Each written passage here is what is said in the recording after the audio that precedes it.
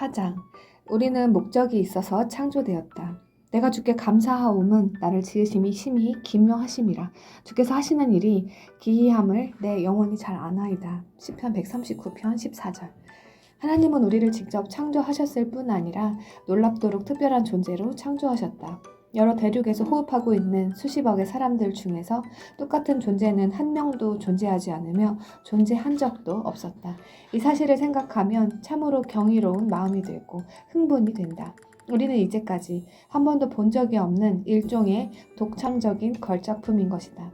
예를 들어 지금 당신은 당신만이 가진 고유한 지문을 지면에 찍어가며 이 책을 읽고 있다. 또한 아름답고 복잡한 무늬의 홍채는 사람들마다 다 다르다. 심지어 이 문장을 읽는 당신의 오른쪽 눈과 왼쪽 눈의 홍채 무늬도 다르다. 인간의 치아 역시 사람마다 독특한 층에 속한다. 혀의 미뢰도 개인마다 독특하다. 개인마다 독특한 걸음걸이가 있으며 목소리의 억양도 저마다 독특하다.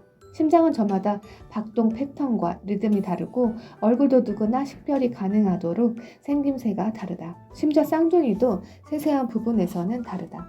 우리의 세포 속에는 수십억 마일에 해당하는 DNA가 나선 구조로 존재하고 있으며 각자에 맞게 암호화되고 프로그램되어 있다. 심지어 모든 생체 인식 표지는 서명과 비슷하여 당신이 얼마나 특별한 존재인지 우주의 스포트라이트를 비추어주는 역할을 한다. 이 모든 것은 하나님이 작정하신 것이며 하나님만이 하실 수 있고 하나님의 무한한 능력으로 이루어진다. 하나님은 하실 수 있기 때문에 하신다. 하실 수 있는데 하지 않으실 이유가 없지 않겠는가? 하나님께 두 사람을 똑같이 만들어 달라고 요청하는 것은 모차르트에게 교향곡을 음표와 선율 하나까지 똑같도록 다시 써달라고 요구하는 셈이나 마찬가지일 것이다. 그분이 그런 요구에 응할 이유가 있겠는가? 이미 같은 곡이 있다. 뭔가 참신하고 획기적인 새로운 것이 있어야 한다. 당신만의 독특한 디자인, 놀라운 독특성, 대체 불가능성으로 당신은 참으로 소중한 존재가 된다. 이른바 걸어다니는 기적이 되는 것이다. 당신이 어머니 태중에서 잉태되던 어느 새벽에 무려 3억 개에 달하는 경쟁자와 앞다투어 목표물을 향해 달려가며 치열한 경쟁을 치렀고 당신이 이겼다. 그런 다음 몇 개월 동안 세포에서 수십억 가지 기적이 성공적으로 일어났고 발달 과정을 거치면서 생명을 유지할 수 있게 되었다. 어머니 태중에서 하나님은 아주 다양하고 복잡한 신체 기관들을 서로 엮고 이어주는 작업을 하심으로 이 기관들이 적정하게 기능하고 뇌와 신속히 소통할 뿐 아니라 궁극적으로 생명이라는 직조물로 완성이 되도록 하셨다. 인간의 임신과 출생이 가장 위대한 생명의 기적이라고 불리는 이유가 여기에 있다. 다음으로 당신이 첫 호흡을 하기 위해서는 정신적 사령부, 고통치는 심장, 확장하는 폐, 새롭게 형성된 근육들이 교향악단처럼 하나로 조화를 이루어야 했다. 당신은 우연히 생겨난 존재가 아니다. 우연과는 전혀 거리가 먼 존재다.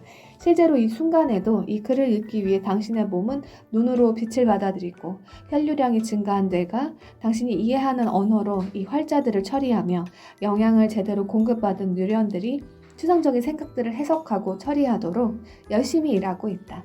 우리 인체는 정교하게 디자인되어 있고 놀라울 정도로 복잡하며 기능적으로 회로들이 이루어져 있을 뿐만 아니라 유기적으로 긴밀히 연결되어 있다. 인간이 단순히 시간과 우연의 결과물이라는 주장은 터무니없는 우스운 주장일 뿐이다. 이것은 마치 세상에서 가장 복잡한 컴퓨터가 우연히 스스로를 디자인하고 우연히 회로판을 연결하고 스스로 전기에 연결해 우연히 일관되고 체계적인 디지털 언어를 만들어 소통하고 운영체계에 필요한 모든 언어 코드를 작성하며 본인의 의사와 상관없이 살아남아 수천 세대 동안 성공적으로 스스로를 복제할 수 있다고 믿는 것과 같다. 성경에 강조하듯이 우리는 스스로 우리를 만들지 않았다. 놀랍도록 창의적이시고 사랑의 의지가 확고하시며 강력한 능력을 가지신 하나님이 우리 개개인을 독특하게 디자인하시고 정성 들여 빚으셨다. 그래서 우리는 걸어다니는 우연한 산물이 아니라 탁월하고 놀라운 정체성의 소유자라 할 수 있다. 하나님은 우리 심장이 고동치고 우리 내가 생각하도록 만드신 분이다. 사랑의 마음으로 우리의 인종과 성을 결정하시고 몸의 뼈들이 긴밀하게 기능하도록 하시며 우리의 장기를 소중한 선물로서 일일이 유기적 관계를 이루도록 하신 분이다. 우리의 키를 정해주셨고 머릿결을 지정해주셨으며 출생일자를 선택해주셨다. 그분은 다양하고 풍부한 표정이 얼굴에 드러나도록 하셨고 특유의 감성으로 우리의 독특한 개성이 두드러지도록 하신 분이다. 그러므로 이 모든 것을 생각하며 잠시 마음을 비우고 스스로에게 물어보라. 당신이 이렇게 만드신 하나님의 디자인에 어떻게 반응해 왔는가? 하나님께 감사를 드린 적이 있는가? 하나님을 신뢰하였는가? 아니면 거부하고 저항했는가? 하나님의 선택에 대해 감사하는가? 아니면 하나님이 이렇게 나를 만드신 것에 화가 나는가? 하나님이 손으로 하신 일을 받아들이고 감사하였는가? 아니면 분노하였는가? 사랑하는 이에게 선물을 주려고 수없이 고민하고 정성을 쏟았을 때 그 사람이 기쁘게 그 선물을 받고 진심으로 좋아해 주기를 바라는 것이 인지상정 아닌가? 우리에게 원하신 하나님의 마음도 마찬가지다. 앞장에서도 일부 소개한 적이 있는 로마서 1장의 9절을 자세히 읽어보고 사람들이 하나님이 인생에 베푸신 선의를 거부하고 감사하지 않기로 할 때 어떤 일이 생기는지 그 과정을 확인해 보라. 창세로부터 그의 보이지 아니하는 것들 곧 그의 영원하신 능력과 신성이 그가 만드신 만물에 분명히 보여 알려졌나니 그러므로 그들이 핑계하지 못할지니라.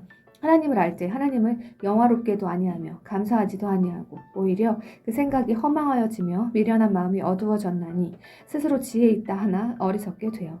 로마서 1장 20절에서 22절. 하나님을 인정하고 하나님의 설계를 받아들이는 사람은 더욱 지혜로워지며 하나님의 속성과 성품을 더 깊이 알아가게 된다. 그러나 하나님을 거부하고 감사하지 않을 때 사람들의 마음은 허망하여지고 어두워지며 오만하고 어리석게 된다. 인간에게는 자신이 겪은 최악의 일만을 생각하고 마음에 원망을 품거나 스스로를 피해자로 간주하면서 창조주와 다투고 하나님은 우리에게 호흡을 주신 분으로 신뢰하지 않고 오히려 판단하려는 오만한 성향이 있다. 자신의 약점을 누군가의 장점과 비교하기도 하고 고통스러운 순간에 남들의 행복한 모습과 비교하기도 한다.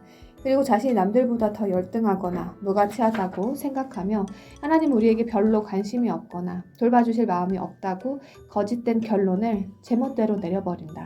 그러나 솔직해지자. 하나님께는 원하는 대로 무엇이든 하실 권리가 없는가?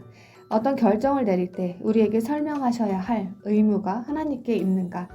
진흙이 토기장애보다 지혜롭지 않으므로 실상 우리는 창조주와 다툴 자격이 없다. 로마서 9장 20절의 말씀대로다. 이 사람아 네가 누구이기에 감히 하나님께 반문하느냐? 지음을 받은 물건이 지은 자에게 어찌 나를 이같이 만들었느냐 말하겠느냐? 우리가 세상에 태어난 것은 어떤가? 부모가 계획하지 않았음에도 갑자기 아이가 생긴 경우라면 어떻게 하겠는가? 이런 일은 누구에게나 해당될 수 있다. 그러나 실제로 이것은 별로 중요하지 않다. 우리의 출생을 둘러싼 환경이나 상황과 상관없이 우리는 우연히 태어난 존재이거나 하찮은 존재가 아니다. 부모님은 계획이 없었다 하더라도 하나님은 계획에 있으셨고 이 점이 훨씬 더 중요하다. 우리를 만드신 것이 하나님의 실수라고 생각한다면 계속 스스로를 비하할 것이고 자신의 가치를 받아들이며 중요한 영역에서 하나님을 신뢰하기가 쉽지 않을 것이다. 장애는 어떤가? 우리는 특별한 필요들을 실수라고 생각하기 쉽다. 그러나 이런 상황이라도 하나님의 결론은 사려 깊다. 예수님은 선천적인 시각장애인에 대해 그에게서 하나님이 하시는 일을 나타내고자 하심이라고 말씀하셨다.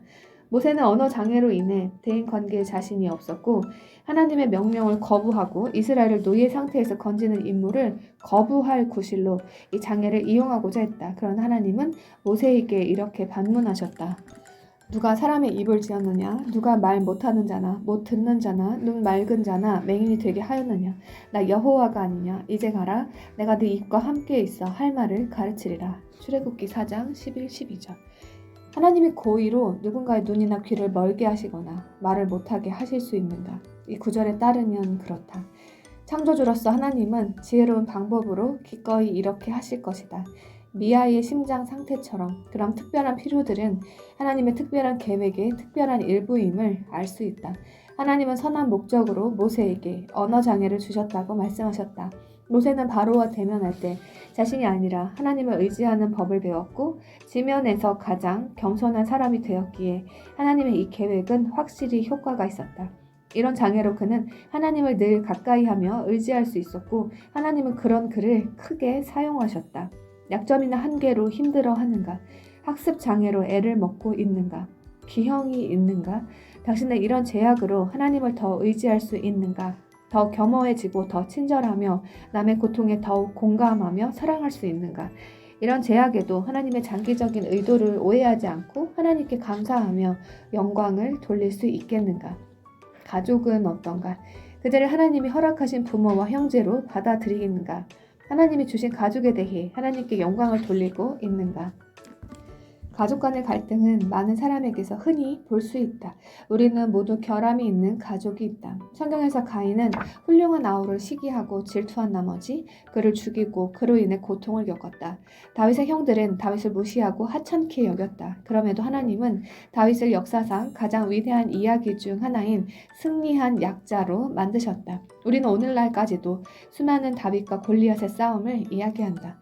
많은 사람이 불가항력적인 고통스러운 사건들을 겪고 가족들에 대한 깊은 분노를 품고 자란다.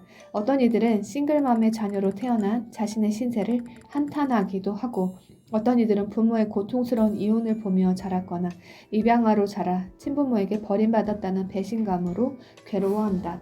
그렇다 문제없는 가정은 없으며 당신의 가족은 또 다른 문제로 새로운 차원의 어려움을 겪을 수도 있다. 어쩌면 선하신 하나님이 이 모든 일을 어떻게 허락하실 수 있는지 이해하지 못해 내면에 치열한 싸움이 벌어지고 있을지도 모른다.